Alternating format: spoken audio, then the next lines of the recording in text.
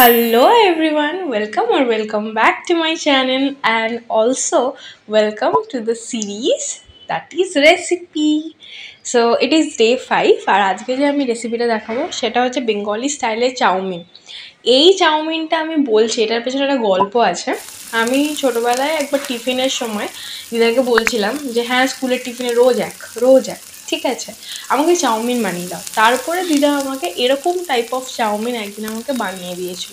তারপর থেকে আমার খুব ভালো লেগে যায়, তো আমি এটাকে টিফিনেও নিয়ে যাই, আমার বন্ধুরাও খেতে খুব পছন্দ করতো। প্লাস তারপরে আমি যখন বড় হই আমি ব্রেকফাস্টে মায়ের সাথেই খাই। যখন আমি একা থাকি তখনও আমি এই চাউমিনটা বানিয়ে খাই। খুবই সিম্পল রেসিপি। সবার ফার্স্টে কড়াই গরম করবে, ওর মধ্যে সাদা তেল দেবে, বাদাম ভেজে তুলে রাখবে, ওটা অপশনাল আছে। আমি বাদাম ভাজা খেতে ভালোবাসি তাই বাদাম দিয়েছিলাম। তারপরে সবজি দেবে, আমি দিয়েছিলাম আলু, গাজর, ক্যাপসিকাম।